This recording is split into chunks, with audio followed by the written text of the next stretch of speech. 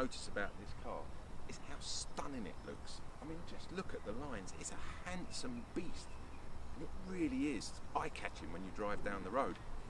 Let's start at the front here. Let's look at these superb 19-inch alloys that they fitted with the Brembo brakes. But what you will notice, you can't see any wheel nuts. They're all hidden behind what looks like it's a central screw piece here, like the more sportier cars that you can buy. Very clever little design that. I love round the front here. You've got these amazing sweeping lights that come round. They look just like tiger's eyes. And here inside the LED indicators, it's like a squadron of fighter planes coming out at you. Really cool design. Never seen anything like that. And unlike a lot of other manufacturers, these vents are actually real vents. They are powering air through there to cool the brakes and cool the tyres there. Looking at the front, what a lovely grille on this. But again, Kia have come up with an idea which I think is superb. Here is the radar control system, but they've blended it seamlessly into the grille, so you can hardly even tell it's there. It's got a lovely low profile as well. It's just literally a stunning car. Let's get under the bonnet because I want to tell you what they've packed into this car. So under the bonnet, it doesn't look much different to any modern engine. However, you'll notice this great big turbo badge on the top here. Whoever designed that is still living in the 80s, but I'm loving him because back then we all loved the turbo badge. However, underneath this is a 3.3 litre V6 and it's developing 365 brake horsepower with 510 Newton meters of torque. All in all, it'll give you 4.7 seconds 0 to 60 and a top end which is limited to 170 miles an hour. It will do 28.4 to the gallon. Not bad at all. And the whole thing is coupled up to a super gearbox, 8-speed auto gearbox. Models available, you can have the all-wheel drive or you can have just the rear-wheel drive. And we've had a lot of fun in this car, but we'll tell you about that in a minute. Let's get round the back and check out what's inside. So we've seen the front and we've seen under the bonnet. Now let's take a look down the side here. But the first thing you're going to notice, and it's a little bugbear on my behalf, but I hate fake vents. And there's a lot of cars that do this nowadays. Unfortunately, the ones here on the bonnet are fake. It wouldn't take a lot just to put a few holes in there and make them a little bit useful. I do love the sweeping lights, as I said, and I love the lines down the side of this car. But yet again down here, they've put another fake vent. It looks smart, but it is a bit plasticky, unfortunately. However, the mirrors are something to behold. These are amazing. They're almost mirror-like. I mean, mirror-like. They're perfect for if you're out for a night and you've got the girlfriend or the wife or maybe the boyfriend and they all like wearing makeup. Little touch up before they go into the venue. Use the mirror. You don't need to use that one. You can actually stand in front of it. Looking down the side of the car, before I go any further, let me mention these lovely indicators that run all the way through here and the little LED on the end there. It's rather sweet. Following down the lines, I mean, check it out, guys. This really is smooth. It runs, it's clean. I really love it. But then we come across this, and this is not necessary. It's absolutely horrendous. And it is one of the worst things on this car, I feel. For some reason, Kia have decided to make a foot-long reflector. Why? I have no idea, because they don't necessarily need to do it by law. And again at the back, although it's a beautiful back, and we've got to remember this is a 5-door hatchback, because this pops up. The lighting here, you'll see the lights around here, they're great, they're LEDs, and again we've got our squadron here flashing away. Super stuff. But this whole section here is a complete waste. It's got no lights. Wouldn't it have been nicer if they'd run a light through here so when you hit the brakes, this all lit up? However, it gets better once again. Down here we've got 4 quad exhausts, and they are real, they're not fake, and it really needs it, and it sounds stunning when I start it up. But looking at the back, I think you'll agree, even from behind, it's still keeping that stunning luxury feel. So one of the best things about this car is hidden behind this boot. Let's get it open. It's electronic, and you'll notice the size of these struts on the side. They look proper chunky. Now, parcel shelves. If you're a regular viewer of the Player YouTube channel, you will know my big bugbear with these things. They're difficult to get in, get out. Watch this, because finally something comes out easily. And it gets better because this fits. Wonderful. Okay, so we've got 400 litres of boot space in here. That's with the seats up. We've got a split configuration on the seats, as you would expect. So we've got a 2 and a 1, and we can reach them from here and push them straight over. How's that for you? How easy is that? So with the seats down, as I said, 1100 litres of boot space. The only tiny little thing you'll notice is we haven't got a flat run of it. But I'm not going to hold that against Kia, because finally we've managed to get our parcel shelf within the boot. Let's get in the back, because this thing just gets better and better. Getting in the back of this car is a dream.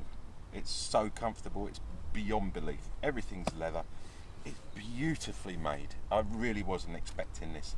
Even down to the detail on the doors where the speakers are.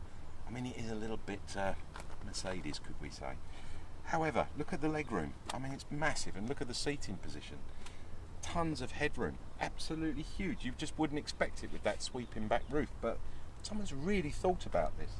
You've got your ISOFIX points, nice and easily accessible. You've got independent heating controls in the back. There's a USB charging point. There's even a 12-volt docking point as well.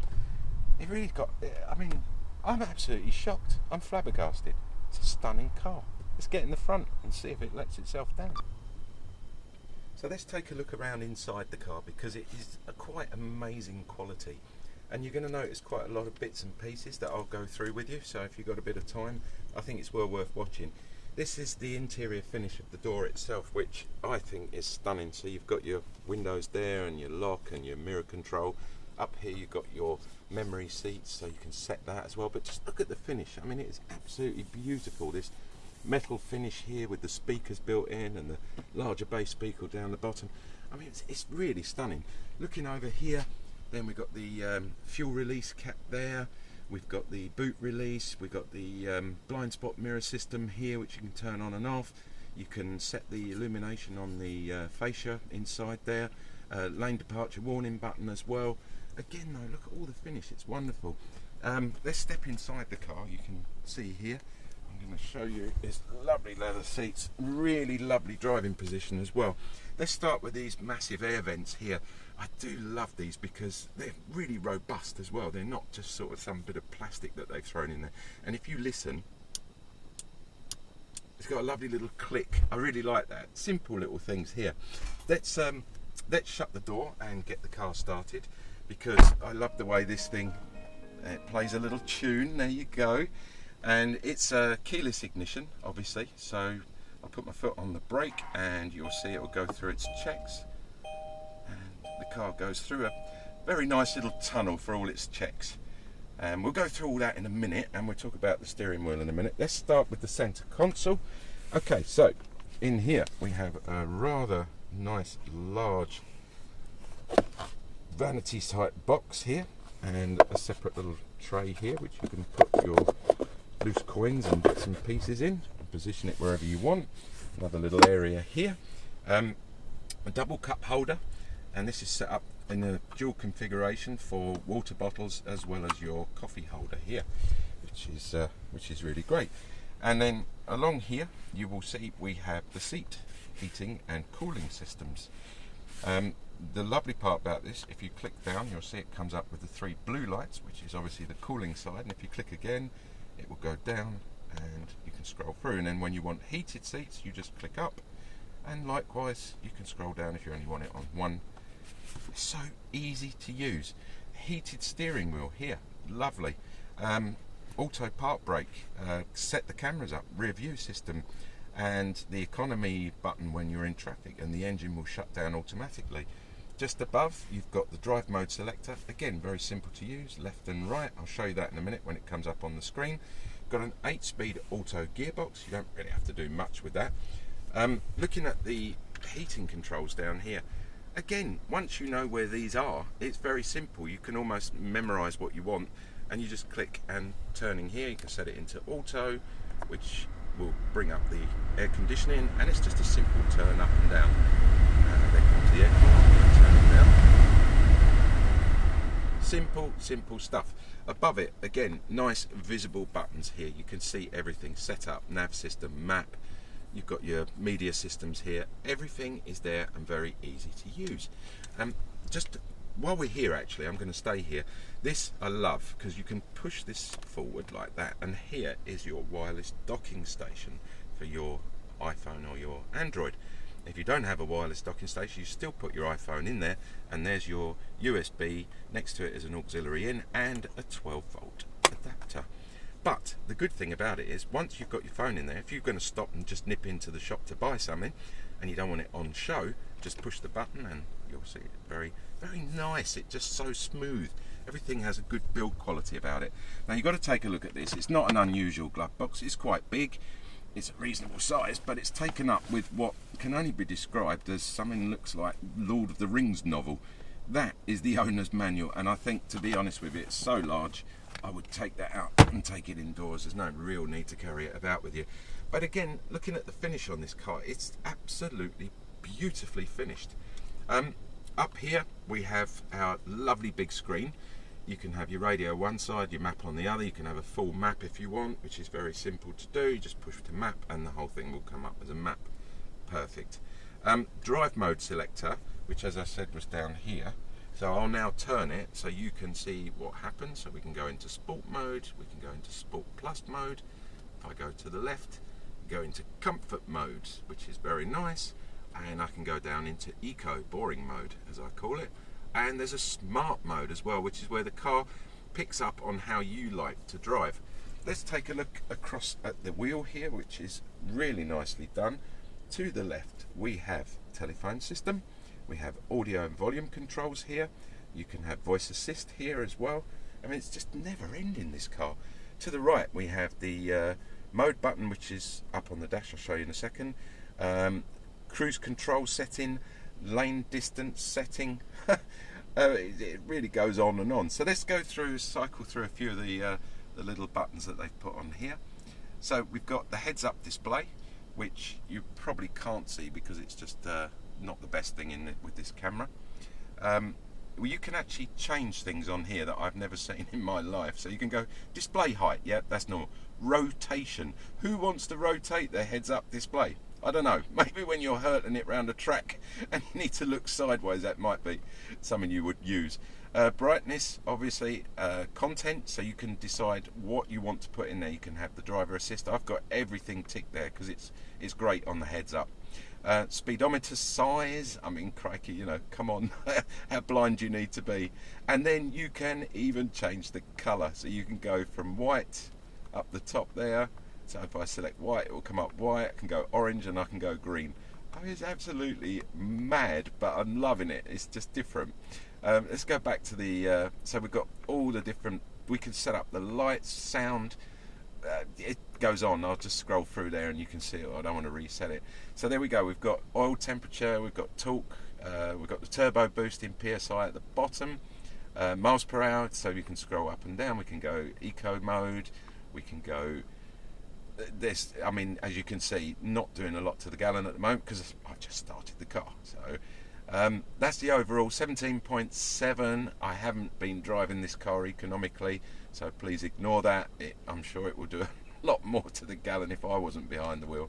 Scrolling back again, you've got a compass, lane departure warning system we can set up, driver attention warning, so if you start to drop off to sleep, it will let you know.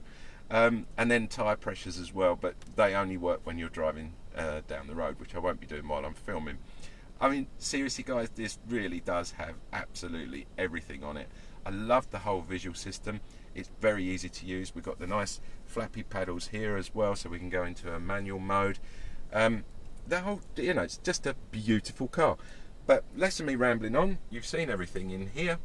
Let's get out on the road and give you a bit more info on the car itself. Out on the road in the Kia Stinger GTS, it just gets better and better. I mean, this car is so sporty. When you've got it in the sport mode, the feel, everything is just sport through and through. But at the same time, when you put it into the comfort mode, it's just so luxurious and smooth. I mean, this is a GT car. That's what it was designed for. It was designed to do 100, 200, 300 miles in one stint. Not sitting here thinking, when's the next coffee stop? When am I next going to refuel? I mean, that's another thing. It's got a 60-litre fuel tank on it. It's going to do the miles, that's for sure. So, I mean, when you're talking about a car like this, and we're talking of the opposition, we are talking BMW 4 Series. We are talking S4 Audi series, and we're talking C-Class Mercedes, and they're all around about the same money, but everything on those particular cars you're paying extra for. With this car you're getting something different. You're sort of, you know, standing out from the crowd. So you've got a Kia. It might be a bit of a bugbear. What's the problem? Change the badges, debadge the car if you're that bothered, but for £41,000 you're getting a fantastic car that is equally as good as any of those other cars. And if it's just about a badge, then forget it. It's not even worth watching this. The car, it does what it says on the tin. It's a luxury Grand Tourer, and I've enjoyed so much driving around in this car. It gets looked at as well. You know, I pulled in the garage, I've got 2-3 people coming up. Wow, is that the Stinger? It's got a bit of, I don't know, there's something about it that people really like. And this is the first of 5 new models that Kia are going to be bringing out in this particular range over the next couple of years. So this really is just lighting the fuse. It's the touch paper to what's yet to come. So it's going to be amazing when we get to try out some of the other ones when they've had the experience of having these out on the road for a couple of years. I've been really enthralled by this car. It's thrown so much at me, and it's made me feel really I should start thinking about what type of car in this bracket I should be choosing. Do I go for that Mercedes? Do I go for that BMW or the Audi? Or do I go for the Kia? If you've liked what you've been watching, then smash that thumbs up button, because we like that too. And if you want to see more of these cars, then subscribe, and every week you'll get a notification, because that's how often we're getting to do these now. So I look forward to seeing you next time. Thanks for watching, and don't forget, any comments, always welcome. Speak to you again soon.